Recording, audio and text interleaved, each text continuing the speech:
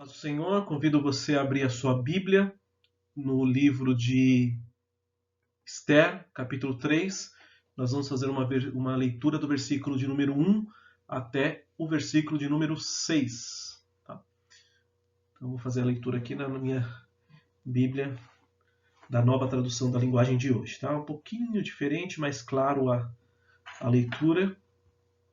Dependendo da Bíblia que você estiver utilizando, vai estar um pouquinho diferente. Depois disso, o rei Xerxes colocou um homem chamado Amã no cargo de primeiro-ministro. Amã era filho de Amedate e descendente de Agag. O rei ordenou que todos os funcionários do palácio se curvassem e se ajoelhassem diante de Amã, em sinal de respeito. E todos os funcionários começaram a fazer isso, menos Mordecai. Ele não se curvava, nem se ajoelhava. Aí os outros funcionários perguntaram a Mordecai por que ele não obedecia à ordem do rei. Todos os dias eles insistiam com ele para que obedecesse, mas não adiantava. Ele explicou que não obedecia porque era judeu. Então eles foram contar isso a Amã, para ver se Mordecai continuaria a desobedecer à ordem do rei. Amã ficou furioso quando viu que Mordecai não se ajoelhava em honra dele. E, quando lhe disseram que Mordecai era judeu, Amã achou que não bastava matar somente Mordecai. Ele fez planos para matar também todos os judeus que havia no reino de Xerxes. Amém? Então, relembrando um pouquinho da aula passada, esqueci de colocar aqui, mas nós tivemos a introdução parte 2, que nós complementamos a introdução 1 da aula anterior, e aí criamos uma base bastante ampla dos itens dos fundamentos ali do livro que nós estamos estudando, enfim, vimos bastante informação, bastante detalhes ali de toda a história do livro de Esther, né? Entre uns dos tópicos que nós vimos, né, de curiosidade, de fatos interessantes, né? Um deles foi a estrutura do livro, né? Essa estrutura ela está no formato chamado quiasmo concêntrico, né? O que era isso mesmo? Diferente, por exemplo, de quando a gente estudou Reis, que teve uma história lá de Elias, acontecimentos, depois Eliseu, acontecimentos, né? Teve um acontecimento, depois teve outro, tá? Nessa estrutura, digamos que a gente tem o acontecimento A, B, converge para o acontecimento C. E depois desse acontecimento C, desenrolam outros acontecimentos. Então ele tem um núcleo central. Tá? Essa é a estrutura. Então tinha uma figurinha lá, que eu não sei se vocês lembram dela, mas era mais ou menos isso, né? Então a gente tem o acontecimento A, temos o acontecimento B, e aí temos o acontecimento C. E aí depois, novamente, acontece outros acontecimentos aqui. Então tudo gira em torno... Tudo girando em torno do acontecimento C. Né? Então foi isso que a gente viu na aula passada. Bastante informação extra ali sobre os detalhes do livro de Esdras. E a gente viu então o banquete de Assuero. Nós vimos que nesse banquete a rainha Vasti também deu um banquete para as mulheres. E aí, em um dado momento, o rei estava alterado, estava bastante alegre ali, vamos falando assim, com o calor do vinho, das bebidas, né, que estavam sendo tomadas. Houve, digamos assim, até uma quebra de protocolo. A gente viu que uma tradição da época era beber o vinho quando o rei bebesse. E aqui abriu-se uma exceção à regra. Bebam à vontade. Se você quiser beber um pouquinho de nada, beba. Você não precisa acompanhar o rei todas as vezes que ele beber. E você também não precisa ficar refém de só quando o rei beber. Se você quiser beber o dobro, beba o dobro. Então estava todo mundo ali alegre, o rei muito alegre. Ele convoca que a rainha fosse até a presença dele. E aí Vasti se recusa a ir até a presença do rei. Né? Talvez dado esse cenário que ele estava muito alegre e tal. E aí ele ficou enfurecido. Aí ele conversa com os sábios da época, né? Que os magos, vamos falar assim, que previam o futuro, tinham uma comitiva, uns conselheiros, e aí que atitude que eu tomo? E aí eles foram lá e deram os conselheiros, né, representando por a figura de um deles, falou, olha, destituir do cargo, porque você imagine esse fato que nós presenciamos agora, ele passa a ser divulgado em todo o reino. Então o que vai acontecer? Vai dar margem para que as mulheres dos príncipes passem a não respeitar eles mais. E isso aí se estender a outras camadas. Então,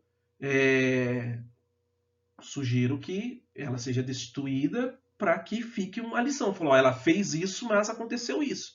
Se ficar só por isso aí, a preocupação deles era ter uma adoção em massa dessa atitude.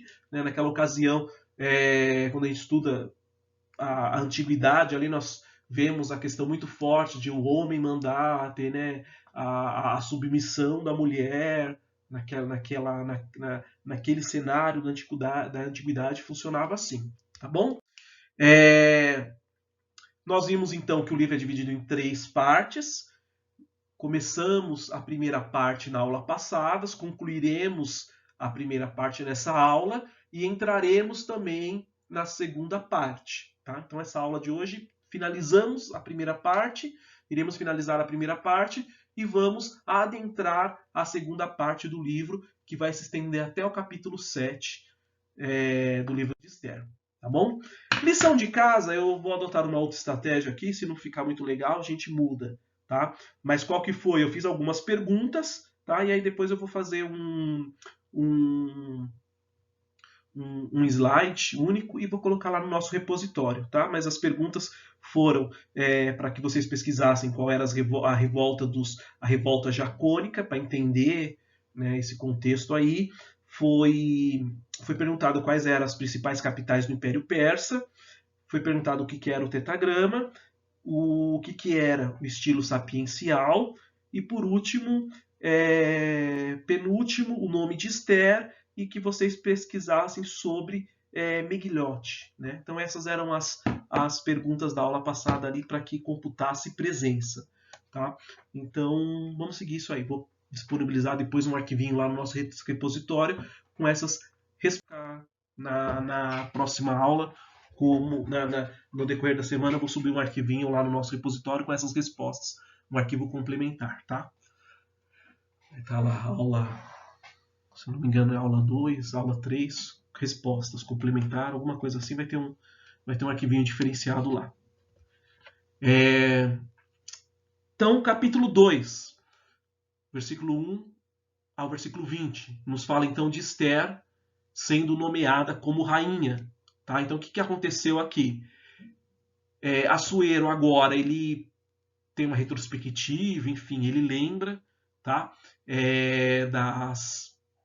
Dos acontecimentos, que ele, enfim, tinha uma esposa, da sentença que ele deu para sua esposa, por que daquela sentença, né? Foi um conselho dos sábios, que se ficasse só daquele jeito lá, ia ter poderia ter essa revolta por parte das mulheres, enfim, tá?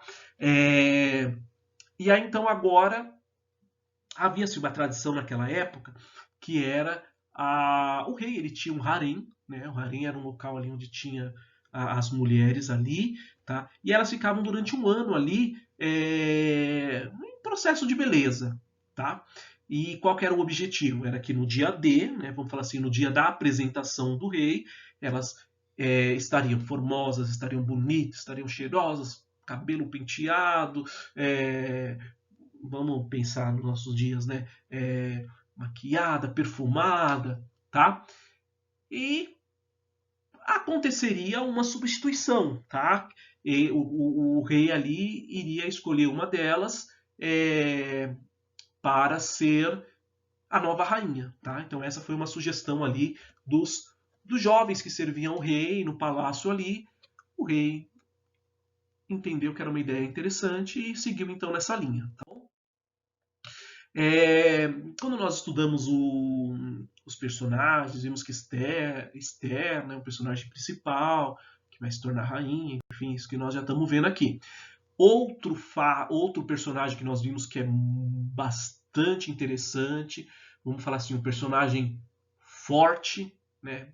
Não digo forte em termos de, vamos pensar nos irmãos de Davi, formosos de guerra, não. A personalidade muito forte, tá?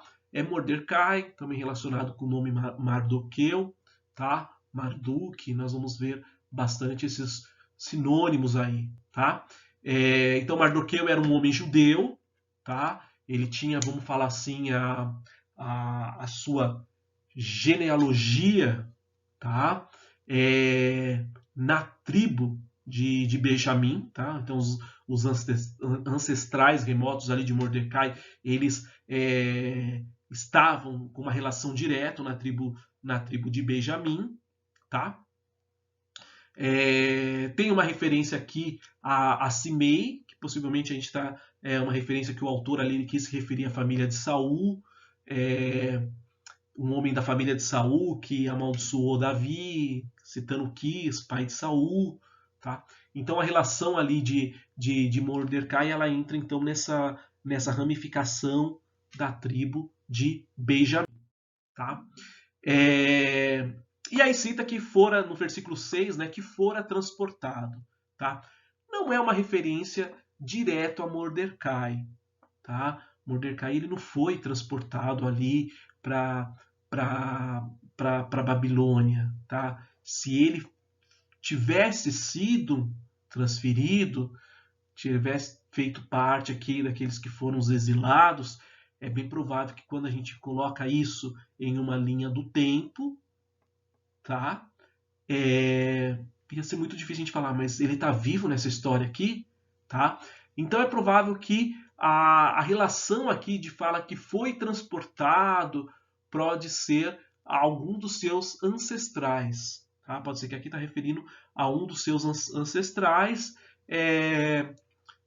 e aí ficou de certa forma um texto genérico, né? Pode ser aqui também que esse quis ele tenha seja uma outra pessoa que seria um ancestral ali de Mordecai, diferente daquele que a gente viu no slide passado, e esse ancestral sim teria sido um exilado, tá? Então quando a gente lê o texto bíblico e pode até gerar uma certa crítica, mas na essência acontece muitas vezes no nosso dia a dia, né? Um exemplo claro vamos pegar alguém ali que tem os avós italianos. E aí, qual que é a expressão que nós vamos usar? Corre o sangue italiano na veia dele ali. Ele é italiano. Italiano tá no sangue. Tá? E aí essa pessoa nasceu no Brasil. Tá? Ela é um brasileiro. Mas ela é italiana? Então, considerar que sim, porque os pais são descendentes. Alguém muito mais crítico, muito mais rígido, vai falar, ele é um brasileiro. Ponto final. Tá? Então pode, assim, no autor ele ter usado essa mesma estratégia. Né? Quando ele tá falando aqui que foi transportado, ele estava fazendo uma referência a um ancestral de Mordecai. Tá? Então o objetivo é que do texto aqui é falar que então Mordecai ele pertencia ali a uma família, uma descendência que foi levado cativo à Babilônia lá no tempo lá na Babilônia, no tempo que comandava Nabucodonosor, tá? Sem citar especificamente através de fulano de tal. Não citou quem que era a pessoa transportada, tá bom? Adasa, né, acho que é o outro nome, acho não, é o outro nome ali para Esther, né, o nome hebraico, cujo significado é murta, tá? Esther ali é um nome persa, né, que quer dizer estrela, tá? É a outra personagem ali bastante forte, tá? No na nossa história. E o nome, né, de Mordecai, Mardoqueu, Esther, eram nomes, então, que relacionavam ali com certas divindades ali da Pérsia. Qual que era a tradição da época? Tá? Os judeus, isso aqui, quando eu estava fazendo até essa lição, eu lembrei de um rapaz que, quando eu estudei fora, ele era da Coreia, né? Eu acho que não era a Coreia lá do esqueci o nome daquele governador lá que é bem rígido, né? Acho que era outra Coreia, a Coreia do Sul, acho que não era da Coreia do Norte que ele era. E o nome dele, original, era um nome, né? Vamos falar assim, era aqueles símbolos lá, aqueles negócios, né? Bem difícil de entender, enfim. E aí, quando a gente começou a estudar tal, até eu brinquei com ele e falei: você precisa. Porque daí a gente começa a se conectar pelo Facebook, né? Começava a se conectar os amigos pelo Facebook. Daí eu falei para ele: você precisa falar qual que é o seu nome internacional, porque fica difícil eu conseguir encontrar você aqui. Né? A gente tentou um dia encontrar, não encontrou. E aí então ele mudou o Facebook dele e colocou um nome. É, é, um nome sem esses símbolos, e aí eu consegui encontrar com ele, né? Estou conectado com ele no Facebook. Tá? Então o que acontecia com o. Qual que é o paralelo, né? Que eu queria falar para os irmãos? O que acontecia? Os judeus eles tinham dois nomes, vamos falar assim. Ele adotava um segundo nome quando eles viviam ali longe da sua terra natal. Tá? Então o primeiro nome seria esse exemplo que eu dei do meu amigo. Você precisa de um nome internacional, tá? Que era um nome secular ali para compreensão da cultura em que eles estavam inseridos, a cultura adotiva, tá? E o outro nome seria aquele nome hebraico, nome sagrado, enfim, o nome que era o exemplo lá do italiano que eu falei, sangue italiano corre nas minhas veias, tá? Um exemplo aleatório da família Pavarotti, tá? Então era isso, tá? Esther, ela era uma órfã. E o que aconteceu? Quando ela se tornou órfã, Mordecai adotou ela como se fosse uma filha, tá? Então, ele tinha um parentesco ali com ela, e ali ele adotou ela como se fosse a filha dele. Então, criou ela com filha dele. Esther com um carinho, um respeito por aquele parente que havia adotado ela, tá bom? Esther, no texto bíblico, enfatiza que ela era uma pessoa assim de uma aparência muito destacada, muito formosa.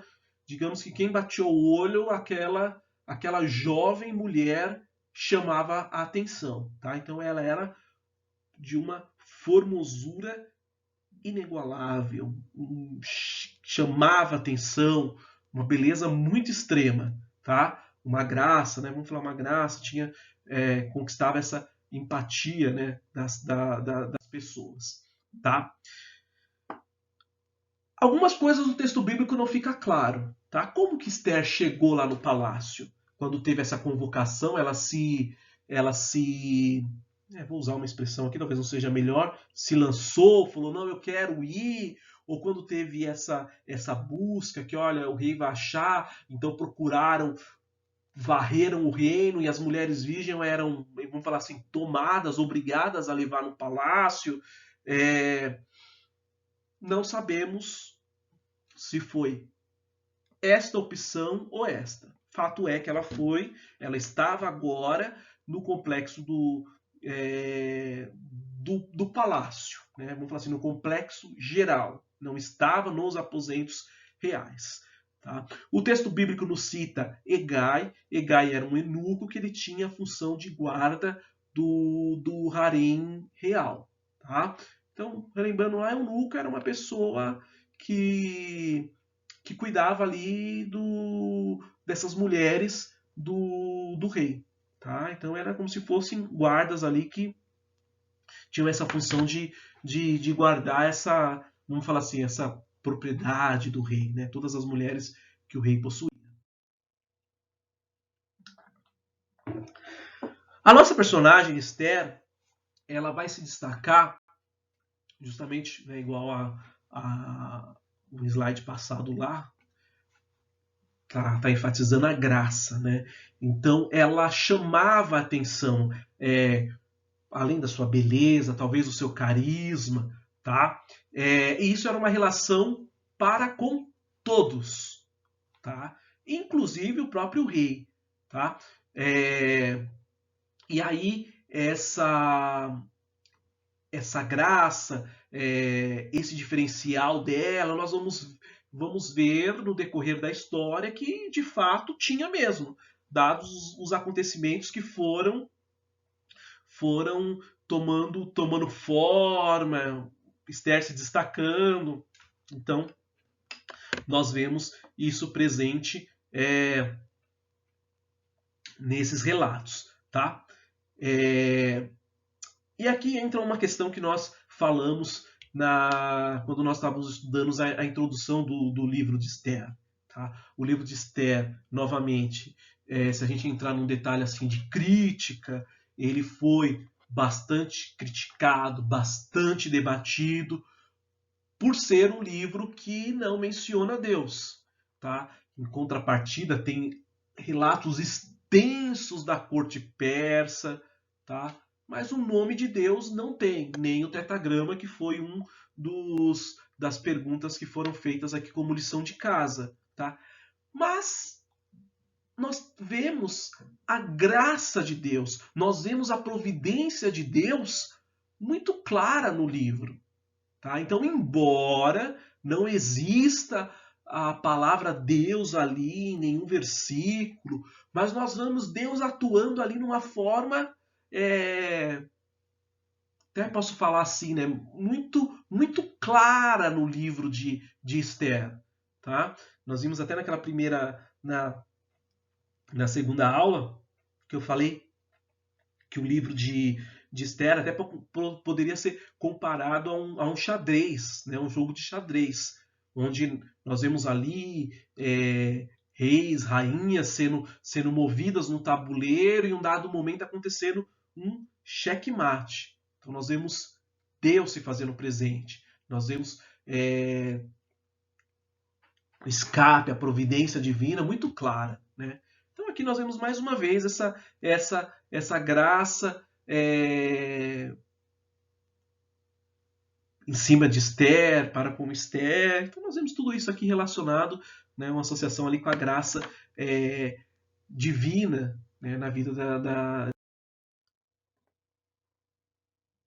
E aí nós vemos então, novamente nessa questão da graça, esse eunuco, ele pegando uma simpatia por Esther, ele teve um tratamento diferenciado para com Esther.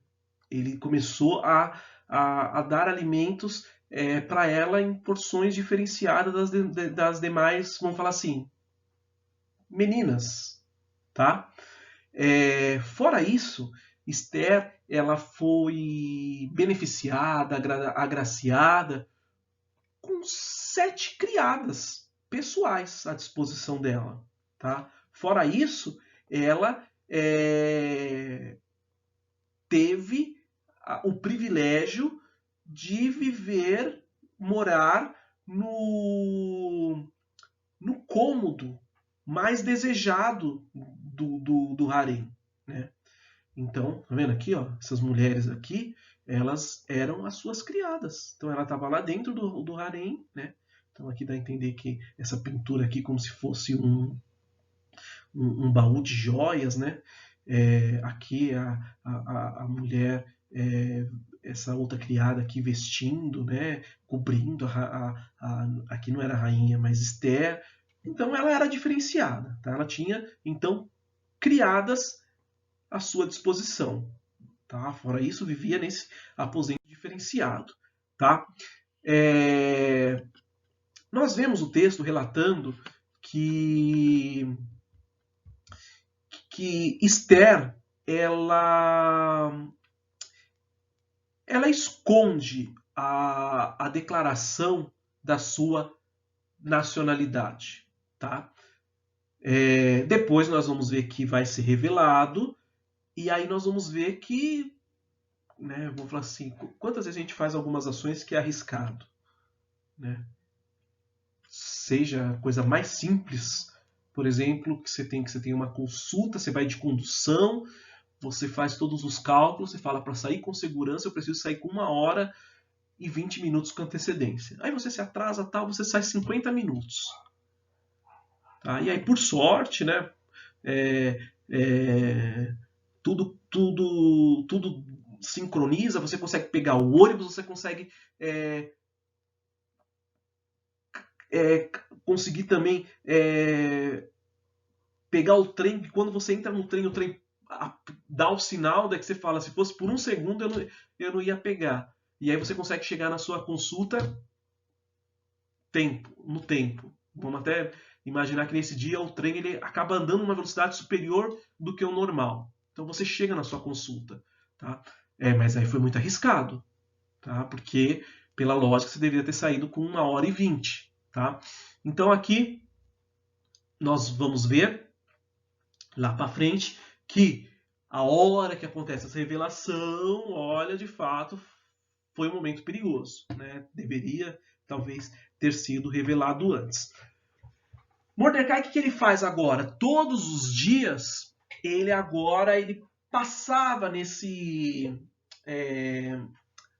acho que aqui no texto cita como se fosse um pátio, cita um local ali, aqui, ó. Todos os dias, versículo 11, Mordecai passava em frente ao palácio do harém. Tá? Qual era o objetivo dele? Era saber como Esther estava e coletar informações ali do que estava para acontecer.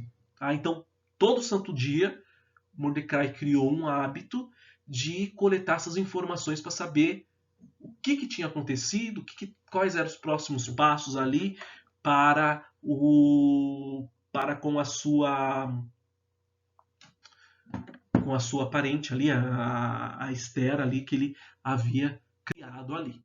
Tá? Então a gente viu lá em outro slide lá que o tratamento de beleza ele durava 12 meses. Tá?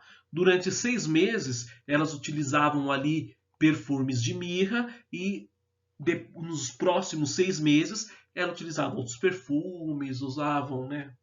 Vamos tentar fazer uma associação para os nossos dias, óleos, cremes hidratantes, tá? E aí no dia da apresentação individual, cada mulher, cada jovem, né, cada moça, ela tinha direito de levar o que quisesse na presença do rei, tá?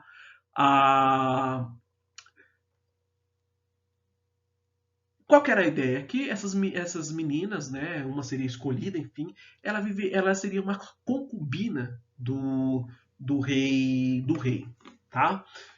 Ser concubina era, vamos falar assim, era só glamour? Resposta é não. Elas teriam uma vida luxuosa? Sim, elas teriam uma vida luxuosa, porque elas ali estavam à disposição do rei, enfim, teriam várias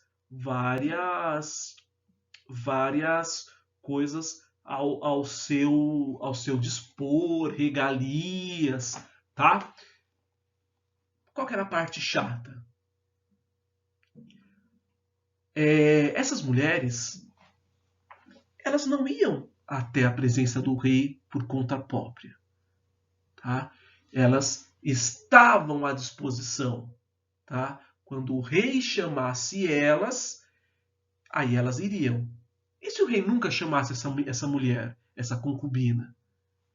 Elas estavam fadadas a viverem sozinhas, com todo o luxo, mas viverem sozinhas, viúvas, até o fim dos seus dias. Tá? Vamos dar uma lida lá em 2 Samuel 20, o versículo 3.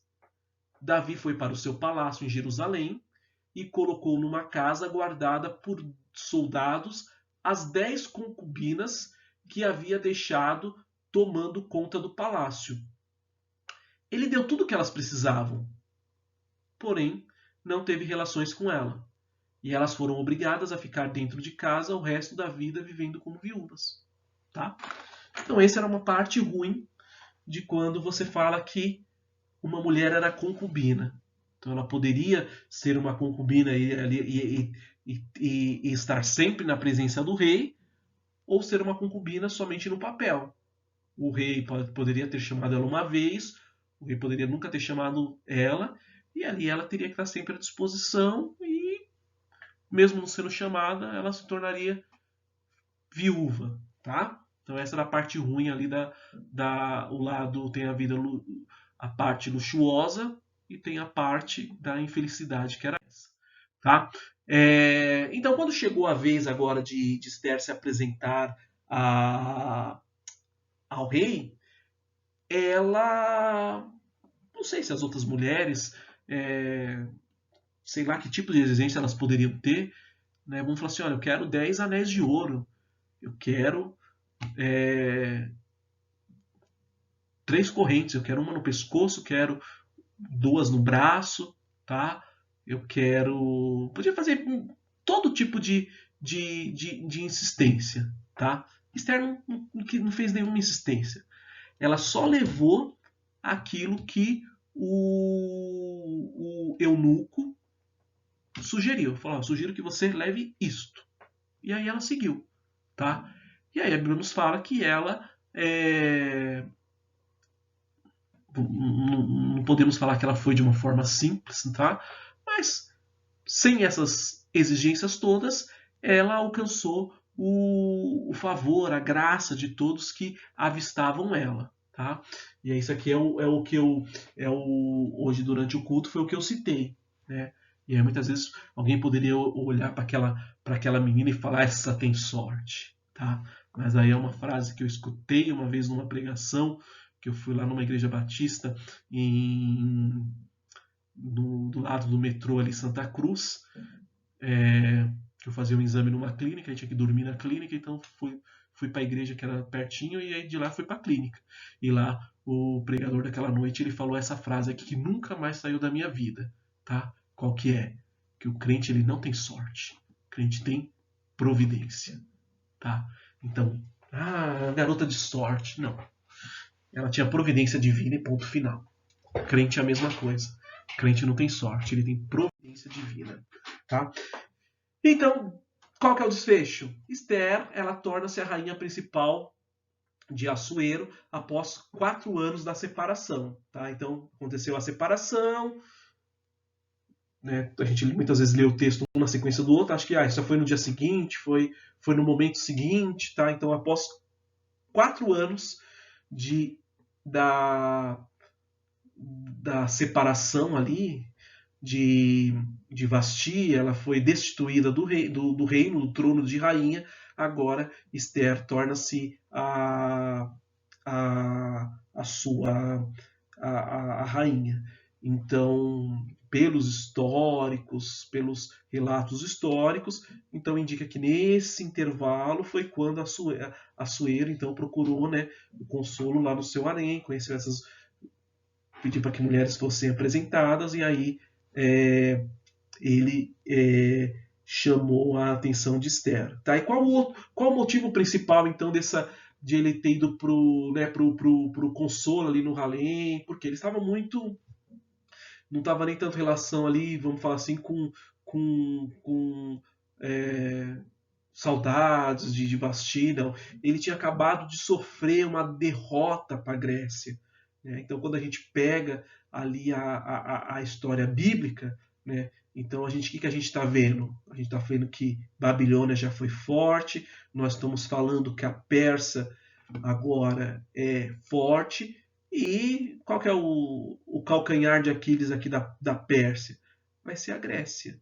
Tá? Então, que no futuro, então, a Grécia que vai ser, então, a próxima potência. Tá? Então, numa dessas, ele teve uma campanha militar não bem sucedida. E aí, então, chateado, tal, ele vai ali pro além, pro harém, tá? O harém real, tá? E aí, então, a Bíblia nos fala que ele ficou extremamente encantado por Esther e, na hora, falou, não, nomeie-se essa mulher aqui como a minha rainha, tá? Um grande banquete foi oferecido, né? A gente viu que o que chama atenção no livro de Esther, nós estamos falando que são 10 capítulos, tá? E durante o livro todo nós temos 10 festas, 10 banquetes, tá? O livro ele começa com um banquete e ele termina com um banquete. Então, festa, banquete vão ser algo muito presente no livro de Esther, tá? E aí foi decretado nesse dia um feriado oficial. O rei ali distribuiu presentes muito específicos que não relata quais foram, mas vamos entender que ele deu alguns presentes ali, distribuiu que era coisa rara, muito específica, tá? E aí nós vamos entender que Esther agora, o que ela faz? Ela, legal, está numa posição elevada agora, mas ela lembra, né? Ela,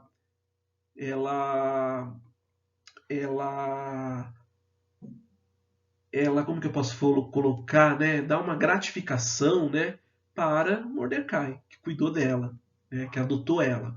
Então agora ele ocupava um cargo real. Qual que era a importância desse cargo real que ele tinha? Ele estava então assentado à porta do rei, estava numa posição privilegiada, tá?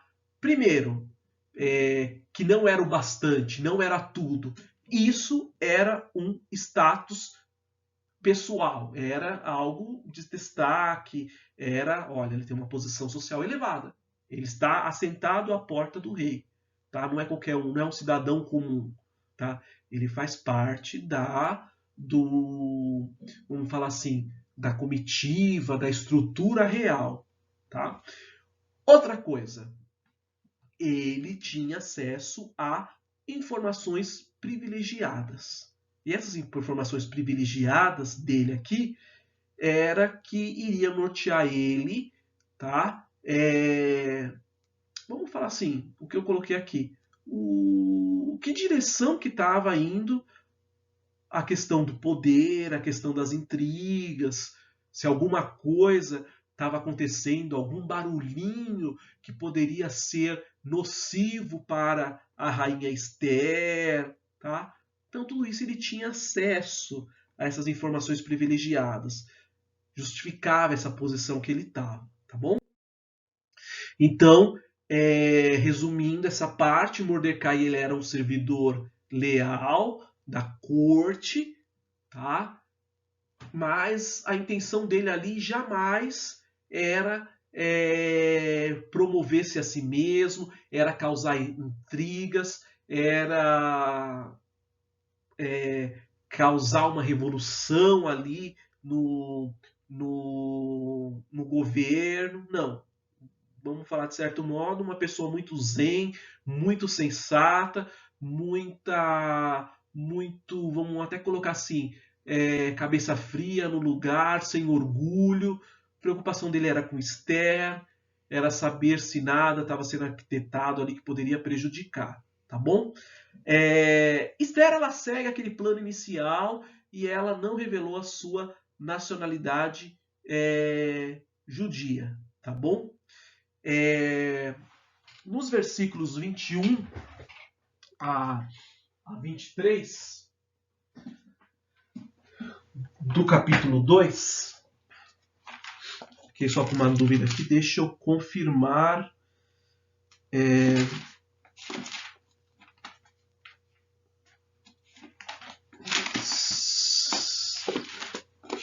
Então, Esther, capítulo 2, é isso mesmo. Tava com essa dúvida, mas está confirmada agora. Vou corrigir. Aqui, na verdade, não é isso aqui. Na verdade, é isso aqui, ó. Mordecai descobre uma conspiração, tá bom? Então, vou arrumá-la na apresentação. Então, aqui, os versículos 21 e 23, fala que Mordecai ele descobre uma conspiração, tá? Então, o que Mordecai ele descobre? Ele descobre que dois eunucos eles estavam tramando para tirar a vida do rei, tá? E novamente, não querendo levar fofoca, não querer trazer intriga, mas ele revela essa conspiração para a rainha Esther. Esther, dois eunucos estão tramando isso para com o rei. E a Esther, o que ela faz? Ela vai lá e repassa as informações para o rei. Assuero, né, vamos entender assim, que era alguém muito, como que eu posso falar assim, muito inteligente, muito centrado, que nós vemos aqui que ele não foi lá e não ignorou, mas também não levou a ferro e fogo. O que ele fez? Abriu-se uma investigação. Aquela informação era procedente? E aí depois eles se descobriram que de fato era procedente, tá? Havia uma trama estava em andamento, e aí esses eunucos foram pegos e levados para uma forca, tá? No capítulo 3, nós vamos então agora começar a entender esses ares de um ódio que nós vamos ver da parte de Amã para com Mordecai, tá? Qual que era esse, como se surgiu, né? Vamos criar uma base aqui, fundamentar o nosso raciocínio. Então, Amã, ele é nomeado com o cargo de primeiro-ministro, tá? E aí a gente viu a descendência ali de Amã, tá? Desculpa, de Mordecai, que ele estava ligado ali com a linhagem de Saul, tá? Amã, ele estava ligado com a linhagem dos Amalequitas, tá? Às vezes remontar a linhagem, principalmente aqui do lado de Mordecai, seja talvez um pouco difícil, gere algumas controvérsias, geram algumas dúvidas, alguns questionamentos, mas vamos seguir que a linha de raciocínio está certa, tá? Nós estamos falando de hostilidade entre duas famílias de muito tempo atrás. Tá? Então, desde lá de trás, nós estamos falando que os amalequitas eles não simpatizavam com a linhagem do rei Saul. E por quê? A justificativa está aqui. Quando o rei Agag, que era o rei dos amalequitas, ele foi capturado pelo rei Saul. Então, digamos que entre amalequitas, né, e entre os descendentes ali de Saul, começa a nascer uma intriga, tá? E aí essa intriga vai passando de geração para geração.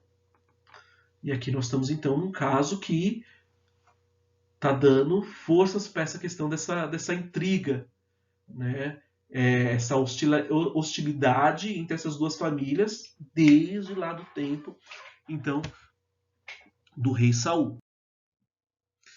E aí, logo de cara, né, não acontece isso, mas vamos entender, vamos já antecipar. Então, estou entendendo a questão da hostilidade, tá? Porque lá na frente, Mordecai ele se declarou judeu, tá? E naquela época, dado essa posição que Amã tinha, foi dada a ordem que todos se ajoelhassem diante de Amã como sinal de respeito. Mordecai, no entanto, era o único que não seguia esse procedimento. Tá?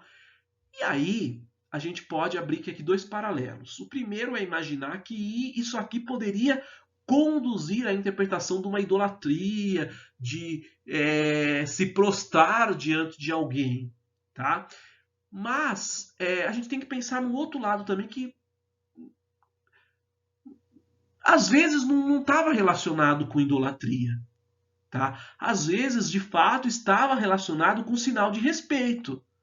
E quando nós, depois eu peço para que vocês vejam essa referência de 1 Samuel 24:8, nós vamos ver que, em uma determinada ocasião, os hebreus se curvando também ali, vamos falar assim, para um alto escalão. E essa ocasião não tinha nada a ver com idolatria. Ela dá subsídio para essa questão aqui do respeito. Tá bom? Então, poderia ser um sinal de respeito e não está relacionado com a idolatria, tá bom?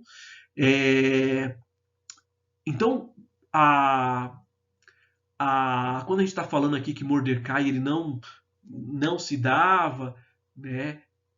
Ele estava entendendo muito bom, ele estava entendendo muito certeiro, estava muito convicto que aquilo ali era uma demonstração de honraria ao primeiro-ministro. Mas por que ele não seguia isso? Porque reforça aquela tese, aquelas informações que nós falamos ali dessa questão de ser um inimigo do tempo ancestral, tá? Então não tem essa compatibilidade, essa desavença entre esses dois povos, tá? Qual que é o problema que isso começa a ocasionar? Ocasionar que passa um, passa dois, passa uma semana, todo mundo prestando honras, menos Mordecai, tá? E aí isso começa a nutrir um ódio em Amã, ao ponto que ele chega e declara que então ele quer matar todos os judeus do Império Persa. Então aqui a desavença, o ódio para com Mordecai, ele se estende a todos os judeus do Império. Tá bom? Abrange aqui essa desavença, tá? A primeira pergunta, como lição de casa para a pontuação da presença, tá? A história aqui então vai falar que Amã pretende matar os judeus, e isso aqui acontece no primeiro mês, Nissan, tá? Que corresponde a quais meses do nosso calendário, tá?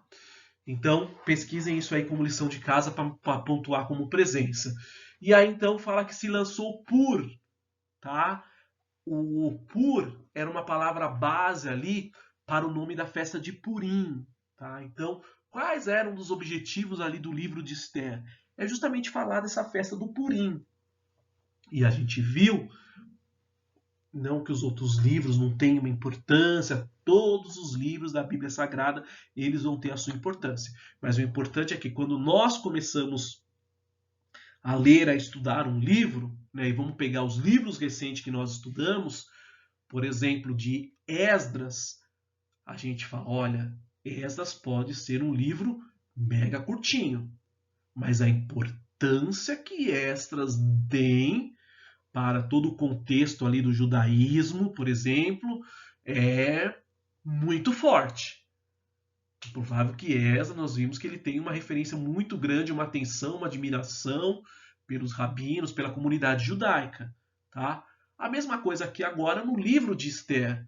O livro de Esther, ele dá uma ênfase a essa festa do Purim, que nós vimos que foi uma festa que até hoje existe ela,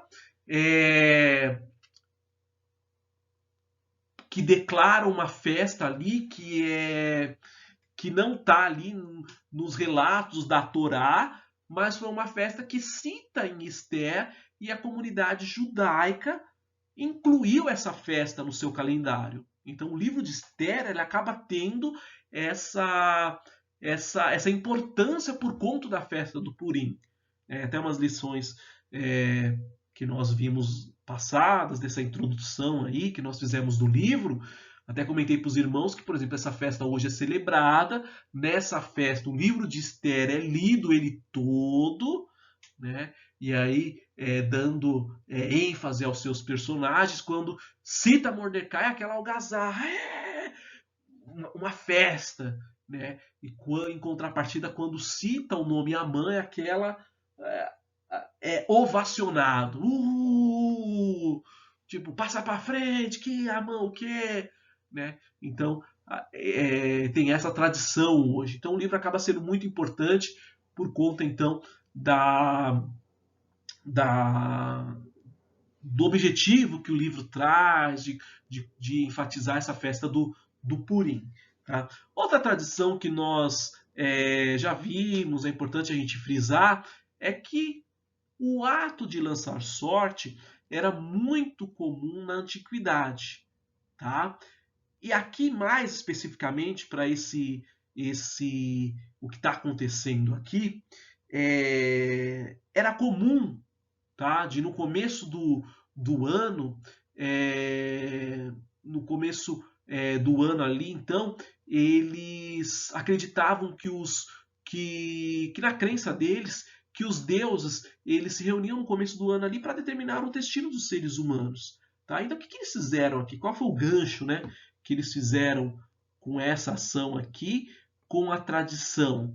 Então, eles lançaram sorte para determinar qual que seria a melhor época para a destruição dos judeus. Vamos matar ele daqui 2 meses, 3. Pela sorte, qual que é a melhor época? Dado a crença, né, daqueles acreditavam, qual a melhor época? Qual que é o melhor mês ali que vai atender os desejos dos nossos deuses? Tá? Então era isso que estava ligado com essa questão de lançar sorte e essa crença aqui dos babilônicos. Tá? Amã, ele agora tem um bate-papo, vamos falar assim, com o rei. Tá? E qual foi o bate-papo com o rei? Ele omite, né, a informação de quem que era esse povo, mas ele cita, né, que existia um grupo ali que era o quê? Ele era um grupo anônimo, era um grupinho. Tá? Qual a característica desse grupo? Eles eram rebeldes. E eu tendo um grupo rebelde dentro do meu governo é uma ameaça. Esse grupo pode se rebelar, esse grupo pode influenciar os outros povos. É uma coisa que nós já estudamos muito, já falamos muito, mas é sempre bom relembrar, é que nós acompanhamos durante a história bíblica que alguns procedimentos, alguns padrões, eles, com o passar do tempo, vão ganhando uma forma diferente. Tá? Então, o exílio da Babilônia, até outras ocasiões, nós vamos ver que não era mais vantajoso quando eu dominasse uma nação, eu chegasse lá com a seguinte mentalidade que sempre existiu: vamos quebrar tudo, vamos matar tudo. Tá? O exílio da Babilônia e até a história que nós estamos vendo agora, né? Qual que é? Vamos deixar esse povo que nós dominamos aí, vamos dar a liberdade deles de seguirem a tradição deles. E qual que é a nossa vantagem? eles vão pagar tributo para a gente. Tá? Então eles vão trabalhar, vão pagar imposto, e aí é isso que o império ganhava força. Tá bom? Então, esse povo, vamos falar assim, rebelde, esse grupo rebelde, seria uma ameaça então para a monarquia, tá? E aí agora o que que Amã sugere?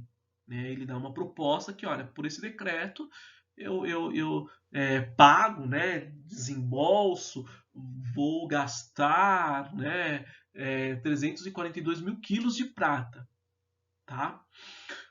O anel de Sinete ali, ele era um símbolo de autoridade, né? Como fosse uma assinatura. Então o rei ali ele deu a Amã esse anel para que ele seguisse com o seu plano. Tá? Então ali estava o quê? Tava amparado, estava subsidiado ali pelo rei. Tá? Uma coisa que o texto fala ali é que o rei ele falou que, olha, fique com a sua prata, tá? Possivelmente uma tradução melhor, ou vamos falar assim, uma frase mais clara seria essa, ó, essa prata aí que você citou, esse montante, ela é sua, tá? Que poderia ser como que eu posso falar assim, uma resposta no sentido de que fala, olha, tá bom, você vai precisar disso, você vai fazer, vai ser necessário esse montante para os gastos com esse teu projeto, tá? Dessa sua matança, legal, siga em frente, tá? A única dúvida é se esse montante era proveniente do próprio Amã ou era uma verba que era disponível do governo para N coisas que ele então falou que usaria nesse projeto pessoal dele, tá bom? Nos versículos 12 a 15, então agora o rei decreta a morte dos judeus, tá? Então vamos mais uma vez pensar que o Império Persa, tá? Ele era muito bem estruturado, tá? Ele era muito bem estruturado, tá? E aqui o que que o rei tinha à sua disposição? O rei tinha à sua disposição escribas. Ah, mas os outros também tinham escribas. Sim, tinham, a gente viu isso, tá? Só que aqui o que nós vamos ver, tá? Que dado esse cenário que eu falei agora, que a tradição desta época, diferente de uma tradição um pouco anterior, mais remota, então aqui lá na Pérsia eu tinha grupo tal, eu tinha um outro grupo tal, eu tinha um outro grupo tal, que esses grupos aqui, eles respondiam, eles eram, né, dominados da Pérsia, tá bom? Esse aqui, trazendo para os nossos dias, falavam inglês, falavam espanhol, falavam o francês, tá?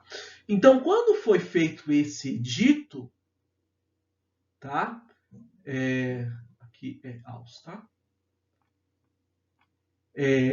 Se seguiu o padrão que ele fosse bem claro para cada grupo desse, porque ele foi escrito na sua língua nativa, tá? Então, tinha um edito, vamos falar um edito lá na língua oficial, mas foram feitas cópias, porque como esse edito aqui ele tinha abrangência nacional, ia ser distribuído todo o território, e aí então você seguiu esse padrão de fazer também esse edito na língua de cada grupo que existia lá na Pérsia, tá? E aí então, esse edito aqui era selado com esse anel de sinete, que é o equivalente hoje à nossa assinatura, tá? Um fato bastante interessante é que o sistema, tá, de comunicação por cartas era algo bastante desenvolvido naquela época do Império Persa, tá bom? Se eu não me engano, a gente viu isso, por exemplo, quando a gente estudou lá a história de Neemias. Né? Nós vimos que cartas circulavam, então o sistema de correio daquela época ele era muito eficiente, tá? Então havia ali mensageiros em determinados pontos, nas margens das principais cidades. Vamos fazer um paralelo com a nossa realidade. Eu sei que tem o e-mail, tudo, mas vamos pensar daqui uns anos onde a carta era o principal meio de comunicação. O que a gente tem hoje espalhado em diversos locais do estado de São Paulo, né? A gente tem o Correio, que é uma empresa estatal, mas o que a gente tem em determinados locais? Por exemplo, quando vocês passam lá na Avenida do Estado, em Santo André, tem o centro de distribuição dos Correios. Tá? Então é mais ou menos isso. É como em determinados lugares haviam então mensageiros posicionados, né, fazendo essa parte da logística. Ali eles pegavam o cavalo e transportavam, era utilizado para transportar essas cartas, essas mensagens. Tá bom? Esse edito ele era bastante abrangente. Tá? Bastante abrangente em qual. Em que dimensão que eu estou querendo dizer? Que não era só um edito para Mordecai, era para os judeus. E eu não estou querendo saber se são homens, eu estou falando todos os judeus. Se eu estou falando todos os judeus, eu estou falando tantos de homens quanto mulheres. São todos os judeus. Eu não estou colocando aqui uma restrição de idade. Tá bom? E além disso, adicionalmente, foi dado a orientação que os bens desses judeus que seriam mortos, eles fossem saqueados, tá bom? E aí então, depois que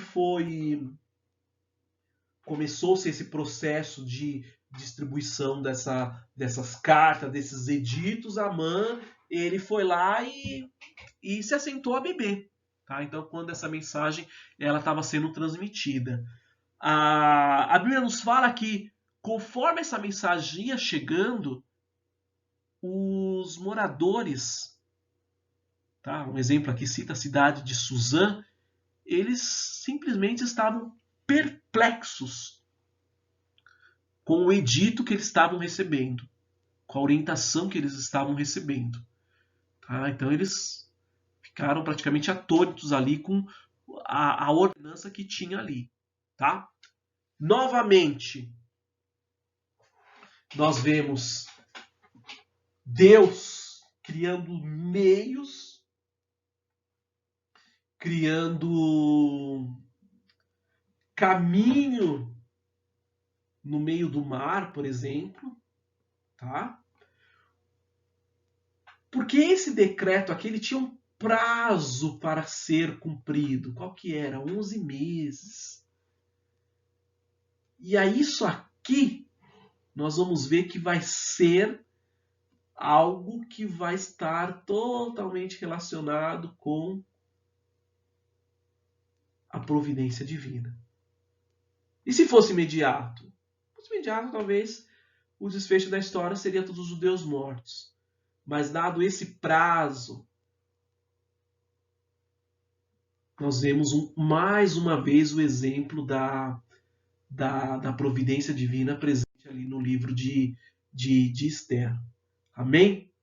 Como reflexão dessa aula, eu estava pesquisando, né? Estava vendo preparando a aula e achei essa frase muito interessante que eu gostaria que vocês guardassem, né? Arrastassem essa frase para essa semana, para o estudo que vocês vão continuar aí no livro de Esther. Qual que é? Deus, ele trabalha em silêncio. Deus, ele age em oculto. Mas Deus, ele honra os seus filhos em público. Amém?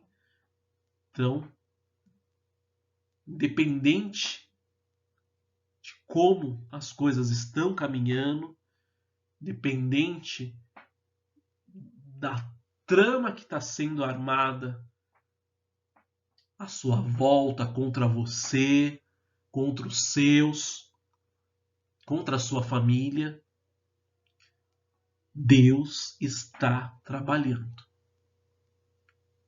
Nós, muitas vezes, quando fazemos algumas coisas, queremos espalhar, queremos anunciar, mas com Deus é diferente.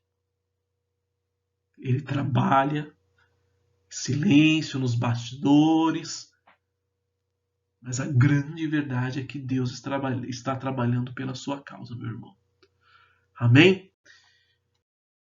Fica na paz, tenha uma semana abençoada. A aula no próximo domingo vai estar já no repositório, tá? Então, vocês têm como tarefa de casa e de presença para pontuar aquela questão do mês. Amém? Deus abençoe, fiquem com Deus, uma ótima semana.